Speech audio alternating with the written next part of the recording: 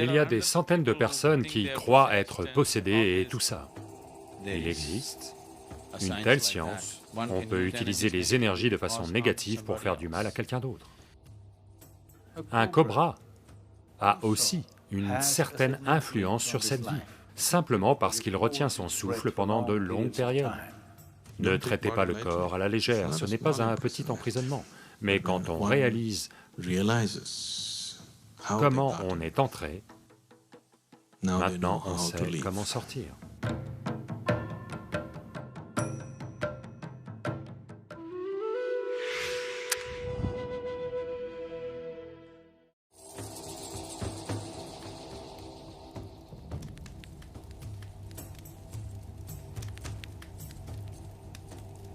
Cette vie désincarnée n'a pas de mental discriminant. Elle aura tendance à suivre ses tendances. Toute substance karmique qui n'est pas encore dissoute, qui va former un certain type de tendance, va la pousser dans certaines directions. Certaines directions, c'est-à-dire partout où il y a de la vie, et où la nature de la vie est telle qu'elle respire de façon minimale. Par exemple, un tamarinier. Si vous allez observer les autres arbres, vous verrez que beaucoup d'oiseaux y sont perchés, pour s'y reposer la nuit. Aucun oiseau ne va s'installer sur un tamarinier, parce que le niveau d'oxygène autour d'un tamarinier est extrêmement bas. Elle peut aussi se diriger vers un yogi, qui a une certaine maîtrise de sa respiration, parce qu'il ne respire pas autant que les autres. Un cobra a aussi une certaine influence sur cette vie, simplement parce qu'il retient son souffle pendant de longues périodes.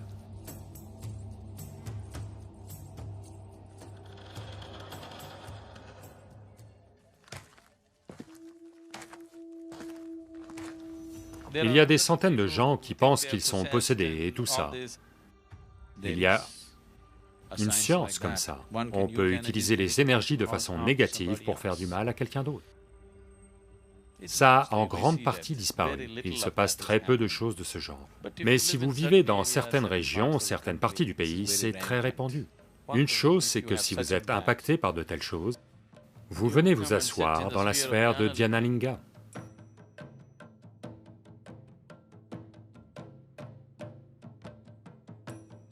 Parce que Dhyanalinga a des dimensions occultes qui annulent simplement tout ça. Un jour de Purnami ou d'Amavasya quand vous êtes plus réceptif. Juste une journée, asseyez-vous juste là et repartez, c'est tout. C'est réglé.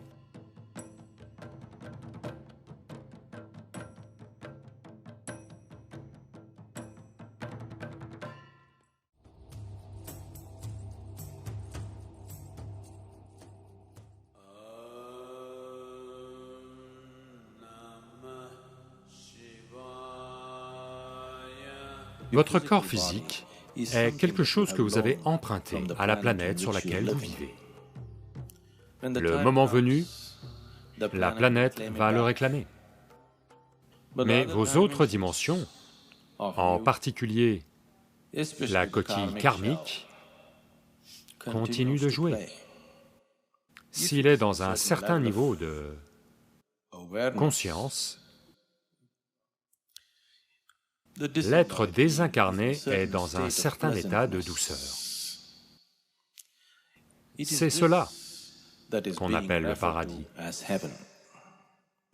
Parce qu'ils ont quitté leur corps physique dans un certain état de conscience, ils profitent de cette douceur pendant un certain temps. Un jour férié, des vacances, avant de reprendre un autre corps physique. De même, si les gens partent dans certains états de peur, d'anxiété, de colère, dans certains états d'ignorance, la coquille karmique a acquis certains types de désagréments. Ce désagrément est ce qu'on appelle l'enfer.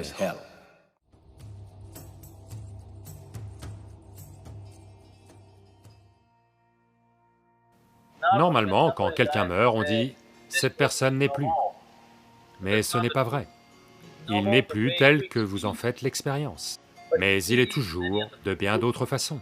Ne traitez pas le corps à la légère, ce n'est pas un petit emprisonnement. À moins de le briser, vous ne pouvez pas le quitter, n'est-ce pas? Mais quand on réalise comment on est entré, maintenant on sait comment sortir. Si une personne se défait consciemment de son corps sans endommager le corps d'aucune façon, comme vous quittez vos vêtements, vous quittez votre corps en toute conscience, alors on appelle ça Mahasamadhi. Quand une personne s'en va comme ça, c'est la fin. Elle n'est vraiment plus. Une fois de plus, ce que vous appeliez moi, c'est simplement dissous et est devenu une partie du cosmos. Un cercle complet, du rien au rien.